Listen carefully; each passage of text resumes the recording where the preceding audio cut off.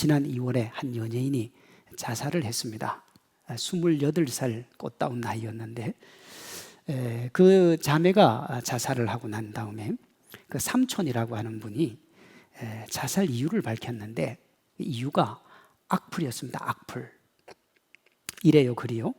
조카가 스스로 세상을 떠났는데 그동안 수많은 악플과 루머 때문에 우울증을 심각하게 앓았었고 그것이 원인이었습니다. 그랬어요.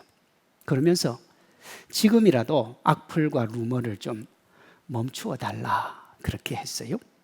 이 정도는 아니지만 거의 모든 사람들이 말이나 루머로 어려움을 겪지요.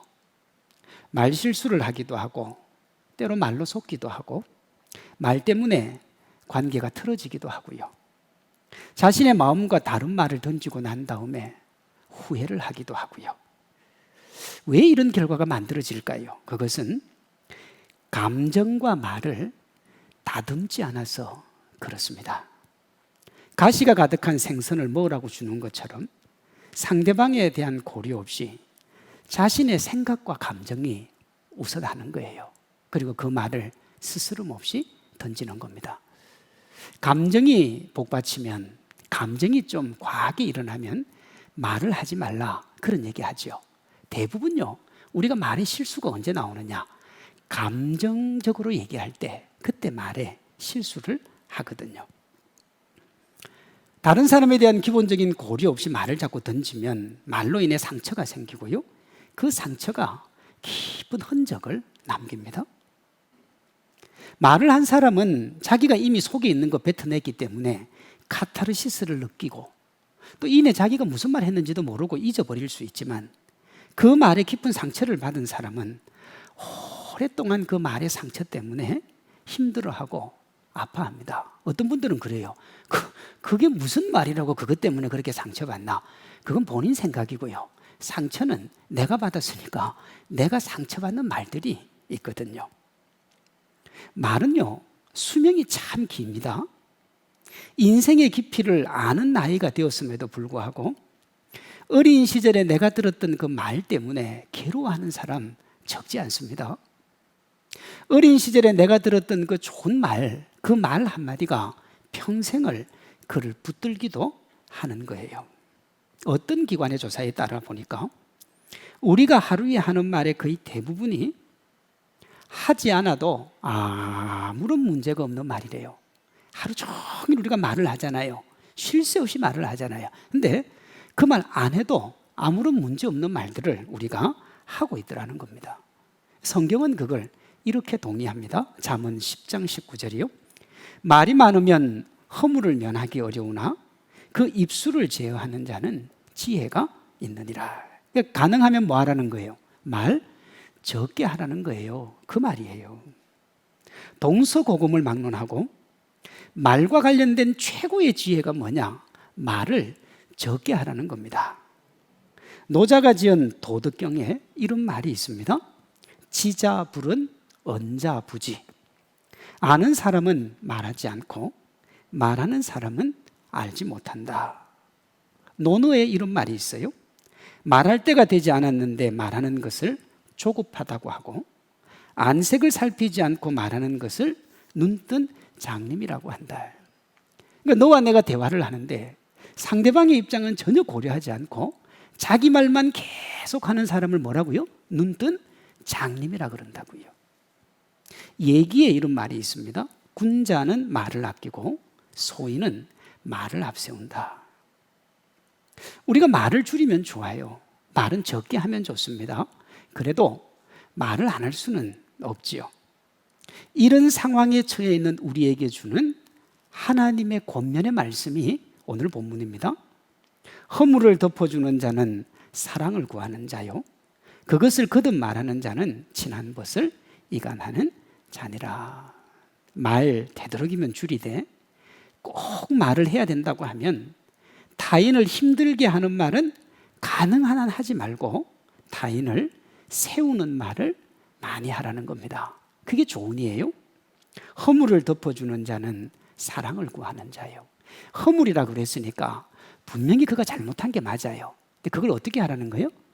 덮어주라고요. 그걸 덮지 않고 사실이기 때문에 내가 계속 그 얘기를 하고 다니면 이건 뭐 하는 사람이냐 하면 이간질하는 사람이니까 그런 사람은 좋지 않다 하는 말입니다. 말은 타인을 세워줘야 돼요. 그럼 타인을 세우는 말의 출발이 뭐냐? 상대방을 존중하는 겁니다. 그 존중의 마음이 있어야 돼요. 우리가 말을 할 때요. 참 우리 말 함부로 하잖아요. 그러면 안 돼요. 옳은 말이라고요. 그래도 존중이 없으면 그 말은 하지 않는 게 옳습니다. 대부분의 사람들은 말하는 사람, 그 화자를 주체라고 생각을 해요. 그래서 자기 중심적으로 말합니다. 내가 말하는 게 옳고 내 생각이 옳고 그러니 나는 너를 평가하고 비난하고 또 안 되면 자꾸 가르치려고만 드는 거예요. 이런 말은 정말로 그저 말을 위한 말입니다. 말은 여러분 상대가 있잖아요. 대화 상대가 있단 말이에요. 그런데 상대가 없는 것처럼 얘기를 하는 거예요. 이렇게 뱉어진 이들의 말은 여운도 의미도 없습니다. 그저 뱉어진 것 뿐이에요. 허공을 맴돌다 사라지는 메아리 같은 거라고 할까요? 이런 말을 소음공해라 그럽니다. 소음이에요. 할 필요가 없는. 우리의 말이 이런 잡동사니 취급을 받지 않으려면 내가 하고자 하는 말과 그 말을 듣는 상대방을 절대로 분리시키면 안 돼요. 네가 어떻게 듣든지 간에 나는 내 말을 해야 되겠다. 그런 말은 하면 안 된다고요. 이걸 말 속에 상대방을 담는다 그럽니다. 쉽게 말하면 상대방의 상황과 입장을 충분히 고려해서 이야기를 하는 겁니다. 그냥 두고 보면 말이 앞뒤가 안 맞아요. 잘못했어요. 그런데 그가 처한 상황이나 여건을 봤을 때 충분히 그렇게 얘기할 수 있겠다 싶으면 이해를 하라는 겁니다. 이게 뭐냐? 상대방을 존중하는 거예요. 자, 말의 출발이 뭐냐 하면 존중입니다. 여러분, 존중이 시작되는 곳은 어디입니까? 마음에서 시작돼요. 우리가 입으로 말을 하지만 그 시작은 마음입니다. 말로 타인을 세우려면 말에 상대방을 위하는 마음을 담아야 돼요. 마음을요. 미국 고속도로 톨게이트에서 이런 일이 있었습니다. 한 남자가 자신의 톨게이트비를 내면서 다음에 오는 뒷차의 톨게이트비를 내줬습니다. 이 차는 떠나갔고 뒷차가 톨게이트비를 내려고 이제 준비를 했는데 앞 사람이 당신의 톨게이트비를 내고 갔습니다. 근데 이분이 기분이 좋은 거예요. 톨게이트비를 내면서 이건 뒷차 톨게이트비입니다. 그리고 냈어요. 그래서 이게 이제 한 20-30명 정도 이어져서 아주 미담이 되었습니다. 한국의 어떤 사람이 이 이야기를 알고 톨게이트를 마침 지나가게 되었는데 자기 톨게이트비를 내고 뒷 사람의 톨게이트비를 내준 겁니다. 그 이제 뒷 사람이 자기 톨게이트비를 내려고 그러는데 앞 사람이 이미 지불을 했습니다. 그런 거예요. 그리고 이제 차가 가는데 뒷차가 따라오는 겁니다. 따라와가지고 속도를 좀 낮추라는 표현을 하는 거예요. 그 속도를 낮추고 보조를 맞추고 가는데 창문을 좀 내리라고 그러는 거예요. 그 창문을 내리면서 환한 미소를 지었습니다. 그 미소를 보고 상대편 운전자가 이렇게 말을 하는 거예요. 야, 네가 뭔데 돈을 내줘? 어디서 돈 자랑이야? 그렇게 얘기를 하는 거예요. 그가 한 돈 자랑이 통행료 900원입니다. 여러분 터널 지나가고 이럴 때 꼭 내야 되는 돈 이런 터널들이 있잖아요. 이게 900원이었던 거예요. 900원 돈 자랑했다가 요걸 바가지로 먹은 겁니다. 왜 그 미국의 그 미담은 계속 이 아름답게 20-30년이 이어졌는데 왜 이분은 그걸 못 받았을까요? 마음이요. 말이 마음을 반영을 합니다. 아마 이분은 돈 자랑을 했다면서 화를 내는 그 이면에 돈 때문에 상처받은 경험이 아마 있을 겁니다. 돈이 없어서 무시를 당했거나 내가 누군가에게 돈의 도움을 받으면 수치스럽다는 생각을 가졌거나 그런 상황에 직면을 하면 필요 이상으로 이렇게 분노가 막 솟구쳐 오를 수 있는 거예요. 누군가가 나를 도와주면 고마운 거 아닙니까? 그러면 고맙습니다 하면 되는데 나를 거지로 하냐? 그러면 이게 여러분 그건 마음의 문제거든요. 우리가 사람들을 만나면 말 잘하는 사람을 부러워하죠. 그리고 나도 어떻게 하면 저렇게 말을 잘할 수 있을까? 그렇게 또 고민도 하고 생각도 합니다만, 실제 곁에 두고 함께 하고 싶은 사람은 말재주가 뛰어난 사람이 아니라 말에서 마음이 느껴지는 사람, 우리 그런 사람 더 좋아합니다. 누군가를 만났는데 말을 하지 않으면 어색한 침묵이 흐르는 사람들이지요. 그 행복합니까? 계속 말을 해야 됩니다. 왜? 그 침묵이 힘드니까. 그런데요, 아무리 침묵이 흘러도 편안한 사람이 있습니다. 그건 뭐냐? 서로 마음으로 대화를 하는 거예요. 특히 우리나라 사람이 마음으로 대화하는 걸 좋아하는데요, 이걸 가장 잘 보여주는 게 우리나라 사람이 제일 좋아하는 수필 중에 하나가 질환지교를 꿈꾸며 하는 겁니다. 그 설문조사에서 나왔어요. 근데 그 안에 이런 내용이 있습니다. 저녁을 먹고 나면 허물없이 찾아가 차 한 잔을 마시고 싶다고 말할 수 있는 친구가 있었으면 좋겠다. 밤늦도록 공허한 마음도 마음 놓고 보일 수 있고, 악의 없이 남의 얘기를 주고받고 나서도 말이 날까 걱정되지 않는 친구가 있었으면 좋겠다. 때로 약간의 변덕과 신경질을 부려도 그것이 애교로 통할 수 있을 정도면 괜찮고, 나의 변덕과 괜한 흥분에도 적절하게 맞장구를 쳐주고 나서 얼마의 시간이 흘러 내가 평온해지거든 부드럽고 세련된 표현으로 충고를 아끼지 않았으면 좋겠다 그랬어요. 그런 친구 하나 있으면 좋겠다는 겁니다. 우리도 그렇지 않습니까? 내가 무슨 말을 해도 말이 안 나는 사람, 나의 좀 부족하고 연약한 모습을 봐도 이해해 줄 수 있는 사람, 허물 없이 찾아갈 수 있는 친구. 내 마음이 공허한데, 야 친구야, 내 마음이 너무 공허하고 외롭다, 그렇게 얘기하면 토닥여주는 친구. 내가 누구 때문에 속이 상했는데 그 속상한 얘기를 해도 이게 말이 날까 안 날까 염려나 걱정이 되지 않는 그런 친구. 중후하고 멋진 그 모습, 그거 가지고 있어야 되지만 때로 부서지고 또 여러분 부족해질 수 있어도 그것 안아줄 수 있는 그런 친구. 그 어떤 친구입니까? 진실하게 마음을 나눌 수 있는 친구입니다. 함께 많은 시간을 보낸다고 해서 절친한 것도 아니고요, 자주 못 만난다고 소원한 것도 아닙니다. 말이 많다고 다정한 것도 아니고 말이 없다고 무심한 것도 아닙니다. 제 친구 중에 안수 집사가 한 명 있습니다. 매 이제 월요일마다 전화가 와요. 전화가 오면 왜 그 친구가 나한테 전화를 하냐 그러면, 내가 이제 목사인데 부산에, 제가 이제 서울에서만 사역을 하다 부산 내려오니까 친구가 거의 없잖아요. 없어요. 그러니까 이제 그 친구가 내가 외로운 줄 아는 거예요. 그래서 월요일마다 꼭 전화를 해요.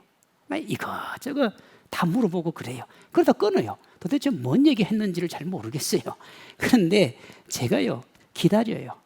한 점심때쯤 되면 와요. 그 전화를 기다려요. 근데 돌아보니까요, 제가 먼저 전화한 건 한두 번밖에 안 돼요. 항상 오니까요. 그런데 그 친구가 한 번도 저한테 야, 왜 네가 먼저 전화 안 하냐 그랬던 적이 없어요. 참 편해요, 여러분. 다시 합니다.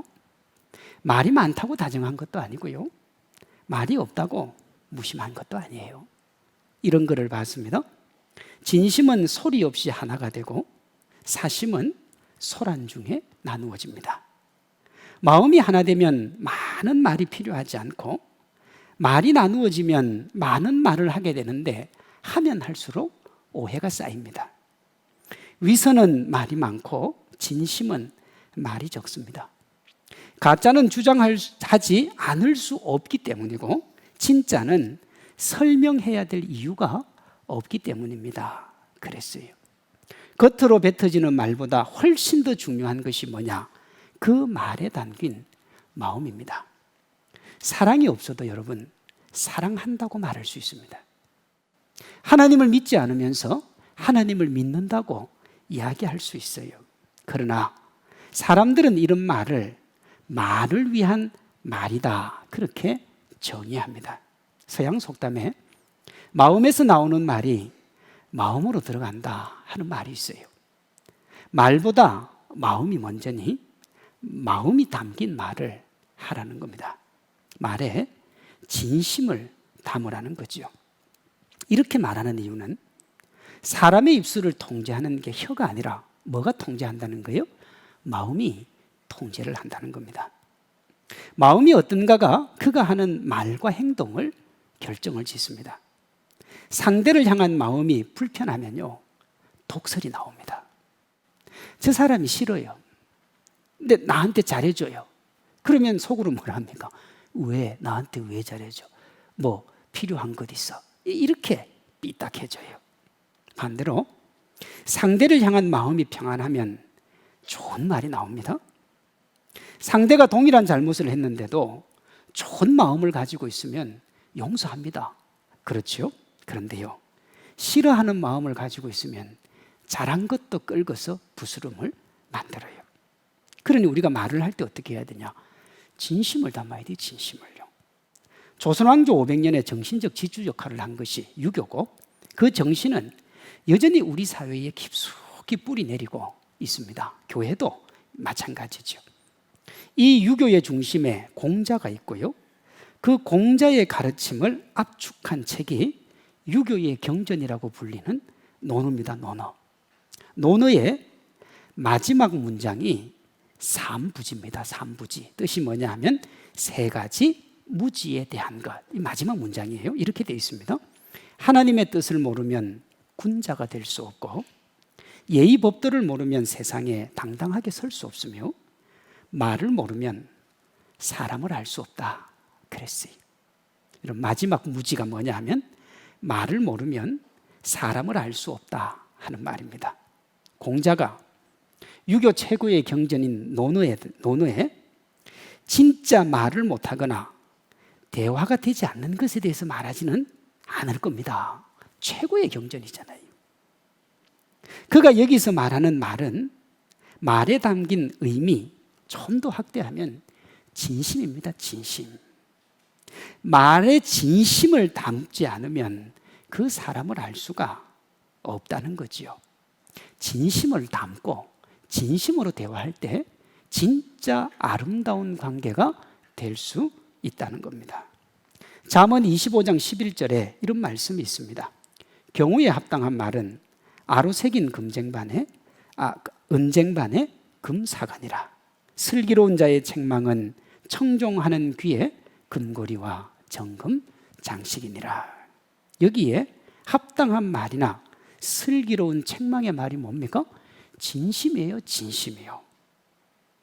우리가 마음을 담고 그 마음을 가지고 서로 나눌 때 정말 기쁨의 소통을 할 수 있고 관계가 좋아지고 오랜 관계로 발전할 수 있는 겁니다. 그렇게 할 수 있는, 또 그렇게 해야 되는, 또 그렇게 하는 세 가지 방법이 있는데, 진실과 진심이 담긴 첫 번째 말이 뭐냐? 경청이라는 겁니다. 경청이요. 여러분, 말하기는 듣기에서 시작합니다. 들어야 말을 해요. 여기에서 사람들이 하는 말은 자신이 들은 말에 반응을 의미하는 겁니다.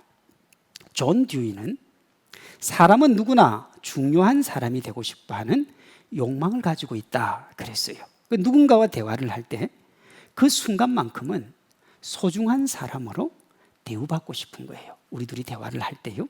그런데 둘이 대화를 하고 있는데 리모컨을 자꾸 돌리면서 얘야, 말해, 나 듣고 있어. 또 계속 뭘 물어보면 건성으로, 자, 무슨 말이야? 야, 지금 나 이거 해야 되니까 짧게 말하고 가. 아니면 휴대폰을 계속 들여다보고 있으면서 듣고 있으니까 말해. 이건 뭐냐 그러면 상대방을 무시하고 기만하는 행위입니다. 잠언 17장에 이 기만이 자꾸 진행이 되면 수동적 기만이 능동적 기만이 된다 그렇게 나와요. 그 내용이 이렇습니다. 상대방 비난을 즐기는 것, 상대방을 함부로 대하고 무시하는 것, 조언과 충고를 무시하는 것, 말이 다툼으로 번지는데도 멈추지 않는 것 등 자기가 하고 싶은 말만 하는 것을 능동적 무시와 기만이라 그래요. 근데 왜 이런 일이 일어나는 줄 압니까? 경청을 안 해서 그렇습니다. 경청하지 않으면 어떻게 되느냐? 들은 것이 없는데도 말을 합니다. 여러분, 대화는 항상 상대가 있잖아요. 그럼 상대의 말을 들어야 돼요. 그리고 상대에 대해서 얘기를 해야 되는데, 상대가 있는데 상대에 대해서 들은 말은 없는데 상대방에 대해서 이야기를 하면 그 말은 반드시 문제를 일으킵니다. 반드시요. 그러니 성도 여러분, 내가 듣지 못했던 말, 상대와 소통이 없는 말은 입 밖에도 내면 안 돼요.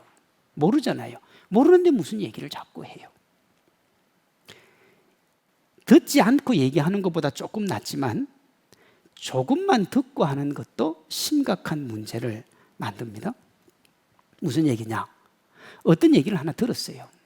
그런데 이걸 듣고 그 위에다가 자신의 생각과 편견으로 스토리를 다 만들어 버립니다. A부터 Z까지요. 이것은 거짓말보다 더 나쁜데요. 적당한 사실이 가미가 되어 있기 때문에 자기의 편견과 생각이 어디까지인지를 구분할 수가 없어요. 그러면 그 이야기의 당사자는 상당히 고통당하고 아프게 되어 있습니다. 이런 거예요. 어떤 목사님 교회가 아마 부흥회를 한 것 같아요. 그래서 강사가 이제 호텔에 잠을 자고 있으니까 그날 새벽 5시에 이 담임 목사님이 강사를 데리러 호텔로 갔습니다. 이제 강사가 내려오는 동안 호텔 로비에 서 있는데 마침 우연히 그곳에 그 시간에 한 여집사가 지나고 가다가 둘이 인사를 하게 되었습니다. 그러니까 목례만 하고 헤어진 거예요. 그리고 이제 목사님은 강사 목사님 데리고 교회로 왔습니다. 그런데 그 짧은 순간을 한 교인이 봤습니다. 이후에 이제 교회 안에 목사와 여집사가 바람이 났다는 소문이 나더라고. 그 소문이 사실이 되어서 목사님이 사임을 했습니다.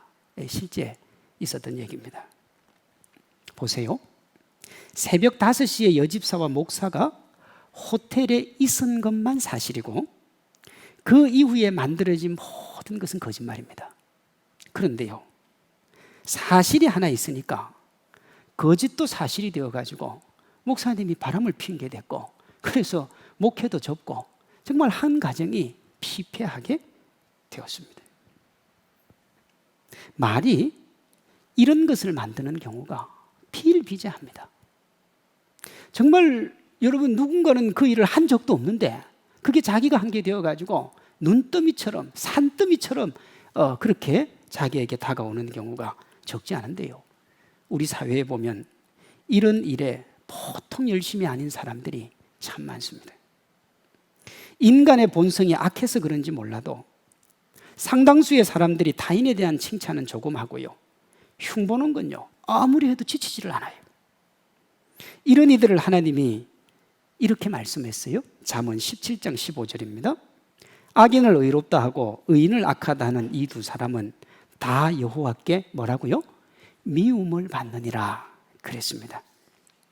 누군가에 대해서 나쁘게 말하는 것보다 자신의 못남을 드러내는 게 없고요, 그 못난 말에 맞장구 치는 것보다 더 못난 사람이 없는 거예요. 그런 일이 일어나면 여러분, 지혜로운 사람은 자리를 피합니다. 근데 왜 자꾸 그런 일이 일어나는가? 그것은 낮은 자존감과 높은 열등감이요, 이 두 개가 만납니다. 근데 이 사람들의 특징이 뭐냐? 자기애가 엄청 강해요. 자기를 정말 사랑해요. 그런데 동시에 자존감이 낮기 때문에 자기 혐오적인 감정도 가지고 내가 싫은 거예요.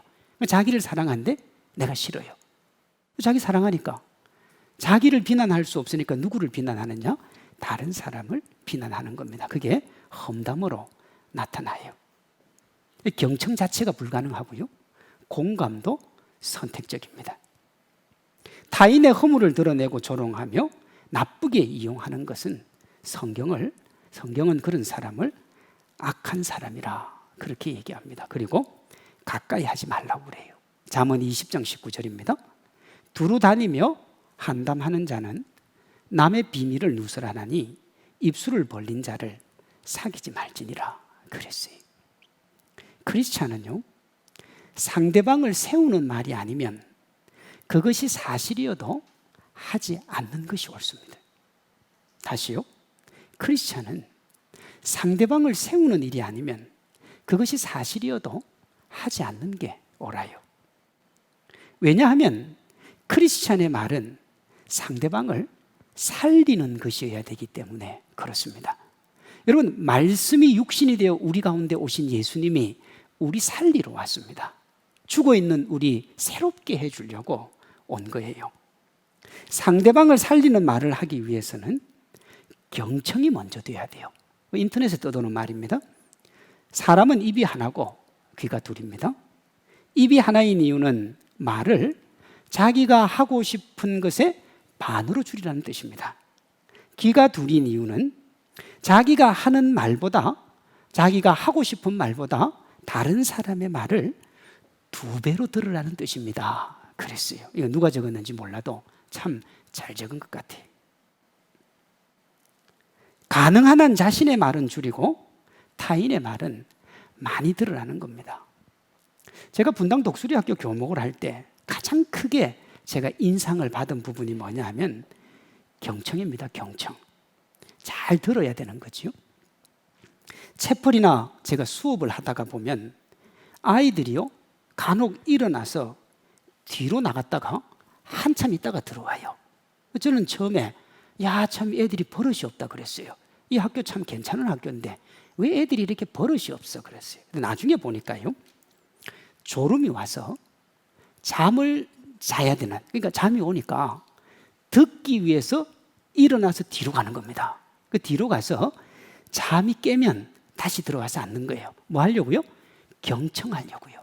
경청. 그걸 가장 먼저 가르치는 거예요. 아이들한테요. 이렇게 경청 훈련이 잘 되면 어떻게 되느냐 그러면 다른 사람이 무슨 얘기를 하잖아요. 그러면 그 말의 의미가 뭔지 왜 하는지 그건 먼저 생각을 합니다. 내가 듣고 어떻게 이해했느냐를 생각 안 하고요, 먼저 저 사람이 왜 저렇게 얘기를 했는지, 저 말을 왜 하는지를 생각을 먼저 해요. 지금도 그 친구들하고 10년 정도 더 지나고 이미 뭐 20대 후반 30대가 된 친구들도 있는데 카톡을 하잖아요. 하면 편해요. 왜냐? 기본적으로 그 사람이 무슨 말을 하는지 이해를 먼저 하려고 해요. 왜? 경청이 된 사람들이 그렇습니다. 경청이 안 되면 어떻게 해요? 그 사람이 뭐라고 하는지는 중요하지 않아요. 내가 어떻게 받아들이느냐가 중요한 거죠. 그렇게 되면 상대방이 정말 배려해서 한 말도 내가 기분 나쁘면 의미가 없어요. 그냥 기분 나쁜 거예요. 요즘 적지 않은 청소년, 청년 또 어른들이 자기 할 말만 합니다. 상대방의 얘기는 듣지 않고 자기식으로 합니다. 그래 놓고는 대화를 했다 그래요. 그런데 왜 서로가 그렇게 힘이 듭니까? 경청이 안 되니까요. 한 귀로 듣고 한 귀로 흘리는 거예요. 진실과 진심이 담긴 말의 출발은 경청입니다. 경청이 되고 나면 두 번째, 공감을 해야 돼요. 공감을. 사람들이 말을 한 후에 상대방에게 해주기를 원하는 것 중 하나가 뭐냐 하면 공감입니다. 공감. 자기중심적인 사람은 자기 말만 해요. 경청이 안 돼요. 자기 옳음과 동의에만 반응을 하니까 타인의 말을 안 듣는 게 당연한 거예요. 이런 이들의 자연스러운 특징이 뭐냐 하면 공감이 없습니다. 여러분, 뭐 서로 대화하는데 자꾸 이렇게 문제가 일어나는 쪽을 보시면 아마 둘 중 한 명이 공감이 안 될걸요? 여러 명 중에 한 명이 공감이 안 돼요. 사오정은 그래도 이해가 돼요. 경청 안 되는 사람이 사오정 아닙니까? 무슨 말 하는데 대화를 한참 하는데 자꾸 엉뚱한 얘기. 사오정은 이해가 돼요. 그런데요, 공감이 안 되면 그때부터는 힘들어지는 거예요. 함께 가야 되는데 함께 갈 수가 없는 거지요. 사람은 이 공감해 주기를 원하는 거예요. 누군가가 무슨 얘기를 할 때, 어떤 것을 할 때 그 노력을 알아주고 이해해 주기를 원한다고요.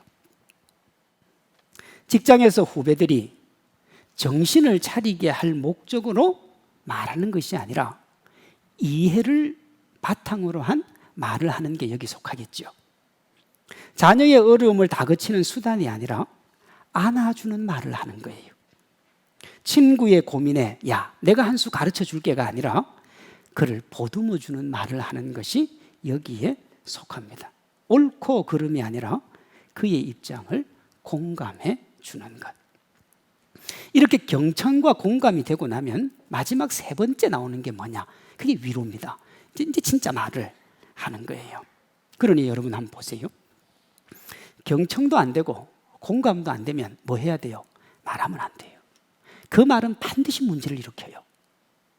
그가 무엇을 얘기했는지, 내가 그 말을 충분히 이해하고 공감하는지 그게 안 되면 그 다음부터 말을 해봐야 그 말은 그저 막 공허한 메아리에 불과하게 되는 겁니다. 위로는요, 누구라도 할 수 있습니다만 우리 주위에 위로를 쉽게 들을 수는 없어요. 왜냐하면 다 자기중심적이거든요.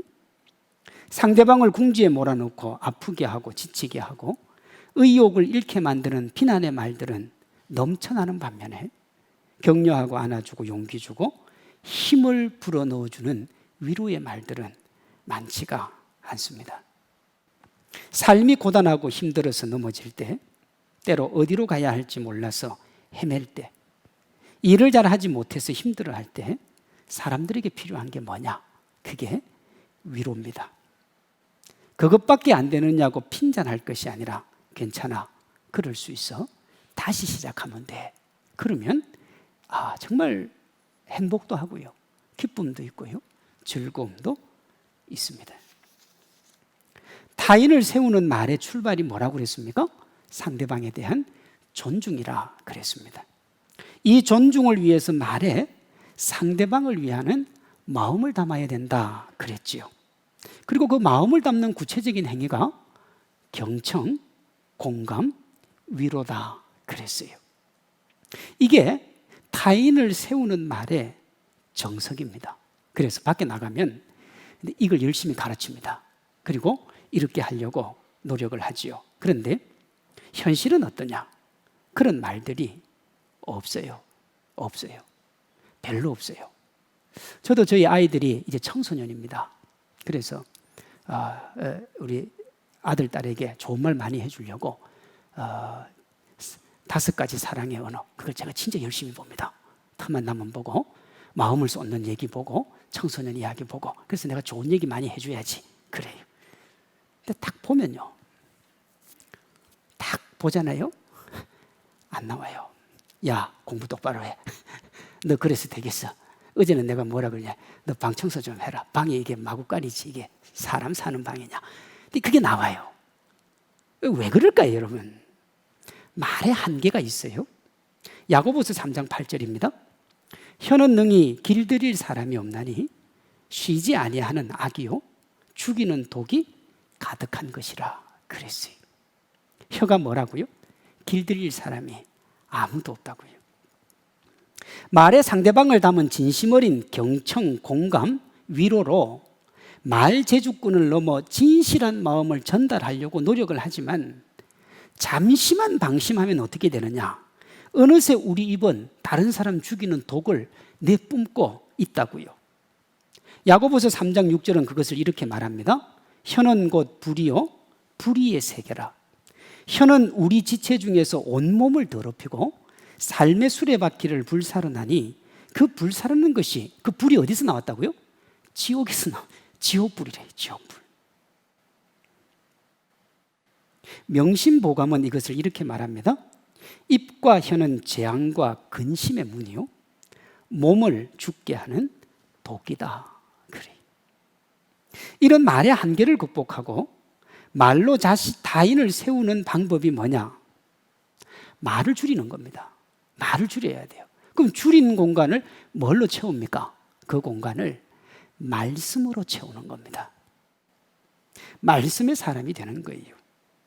아무리 좋은 말도 말을 많이 하면 반드시 문제가 일어납니다. 말 많으면 그래요. 그래서 말이 많은 사람이 실수가 많아요. 여러분 주변에 보세요. 말 안 하는 사람이 문제 만드는 거 봤습니까? 아무런 문제도 일어나요. 그래서 그런 사람들을 뭐라 그래요? 돌부처라고 해요. 돌부처.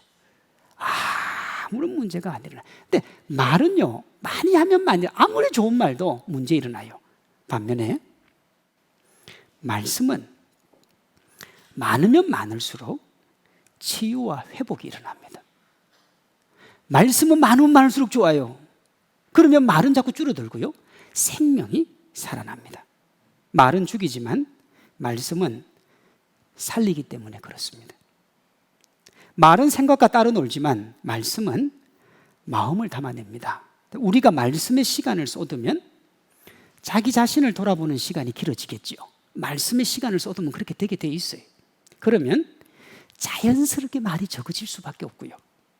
그리고 한 번 말을 하면 그 말씀을 토대로 말을 하기 때문에 진심을 담을 수밖에 없어요. 안타까운 것은 말씀이 가득해야 될 교회에 말이 가득한 게 현실이라는 거예요. 오죽하면 세상 사람들이 교인들 뭐 많다 그래요? 뭐 많다 그래요? 말이 많다 그래요. 여러분, 교인들이 교회 가서 말 듣습니까? 말씀 듣습니까? 말씀을 듣는 겁니다, 여러분. 교회 가서 말씀을 그렇게 열심히 듣는데 왜 교인들은 말이 많을까요? 하나님의 말씀을 말로 바꾸기 때문에 그렇습니다. 말씀으로 안 들어요. 말이에요, 그냥 그게. 말씀의 자리를 차지하는 말은 위선, 미움, 거짓, 중상, 모략으로 타인을 아프게 하고 상처를 줘요. 하나님이 뭐라고 하시느냐? 그런 말이 가득한 장소나 그런 사람을 멀리하라 그래요. 말 많은 사람 조심하셔야 돼요. 목사님이 말이 제일 많지 않습니까? 목사님은 말씀이 많지요. 말이 많은 게 아니고. 그렇게 받아들이면 안 돼요. 그러니까 보세요. 말이라고 그러잖아요, 말. 말씀이 많은 사람은 가까이 해도 돼요. 말 많은 사람 멀리 하라고요, 말 많은 사람. 말을 말씀으로 대체하는 사람, 그런 사람과 함께 하는 겁니다. 진심과 진실이 담긴 경청, 공감, 위로는 말로 하는 게 아니라 말씀으로 할 때만 가능한 거예요.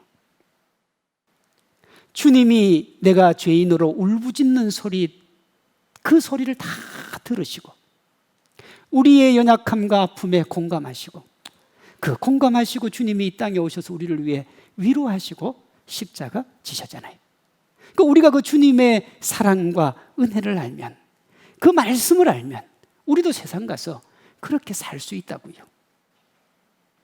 말의 자리를 말씀으로 채우시기 바랍니다. 이렇게 하면 됩니다. 오늘 내가 내게 명하는 이 말씀을 너는 마음에 새기고 집에 앉았을 때든지 길을 갈 때든지 누워있을 때든지 일어날 때든지 이 말씀을 강론할 것이며 너는 또 그것을 내 손목에 메어 기호를 삼으며 내 미간에 비춰 표로 삼고 내 집 문설주와 바깥문에 기록할지니라. 이 신명기 6장의 쉐마입니다. 세상에 우리를 살리고 행복하게 하는 수많은 말들이 있죠. 신문 기사도 도움이 되고요. 우리의 실생활에 유용한 책도 있고요. 우리의 정신을 잡아주는 사상과 철학도 있습니다. 그런 것이 우리에게 도움도 되고 유익이 될 수 있습니다만 그것 또한 뭐에 불과합니까? 사람의 말에 불과한 겁니다.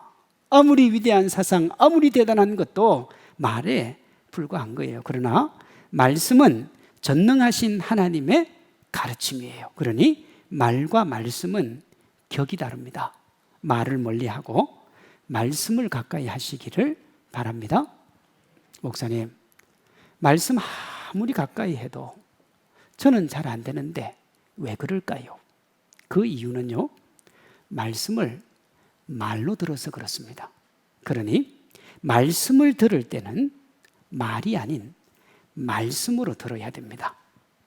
하나님의 말씀은 사람의 말과 달라요. 그러니 말씀을 듣는 것처럼, 말을 듣는 것처럼 말씀 들으면 안 돼요. 말씀을 말씀으로 듣는 사람은 어떻게 하느냐? 아멘 합니다. 주님 말씀, 네 주님, 제가 힘들지만 그대로 따르겠습니다. 아멘 해요. 그러나 말씀을 말로 듣는 사람은 일단 자기가 가지고 있는 지식으로 재해석을 합니다. 한번 걸러요. 이거는 옳고 이건 그러고 이건 받아들일 수 있고 이건 받아들일 수 없고, 여러분은 어떻게 말씀을 들으세요? 아멘 하십니까? 말씀 듣고 난 다음에 나하고 안 맞으면 일단 재단을 먼저 하십니까? 절대로 말씀을 말로 들으면 안 되고요. 말씀은 말씀으로 들어야 돼요. 우리가 말씀을 말로 들었는지 말씀으로 들었는지 아는 방법이 있습니다.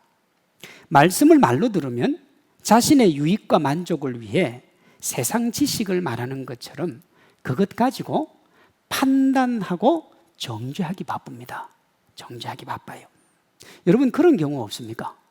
분명히 교회 안에서 누가 성경적으로 나에게 말을 하는데 하나님의 가르침으로 교훈을 주는데 기분 나쁠 때 여러분 하나님이 우리에게 말씀 줄 때 절대 기분 안 나쁩니다. 왜 안 나쁘냐 그러면 그 안에 풍성한 하나님의 사랑이 담겨 있기 때문에 그렇습니다. 우리에게 싫은 말을 하는데도 하나님이 싫지 않아요. 왜? 우리를 사랑하기 때문에 그 말을 하는지 아니까요. 그런데 분명히 성경 얘기를 하는데 기분 나쁠 때가 있어요. 그건 왜 그러냐 그러면 그 사람 이면에 자기 생각을 가지고 성경을 이용을 하기 때문에 그렇습니다. 반대로요. 말씀을 말씀으로 들으면 말씀에 합당한 삶을 위해 몸부림을 칩니다. 이 몸부림이 뭐냐 하면 신앙과 삶의 일치를 추구하는 삶이 있는 신앙입니다. 그러면 말을 말씀으로 대체해서 사니까 오직 말씀만 따라가지요. 그런 사람들은 이렇게 고백합니다. 주의 말씀은 내 발의 등이요 내 길에 빛이니이다. 그리고 말씀 따라가며 사는 거예요. 우리가 우리의 것을 안전하게 지키고 행복하고 건강한 삶을 살면 유혹과 아픔과 슬픔들을 이겨낼 수 있습니다. 그런데 말 갖고는 안 되고요. 말씀을 따라가야 돼요.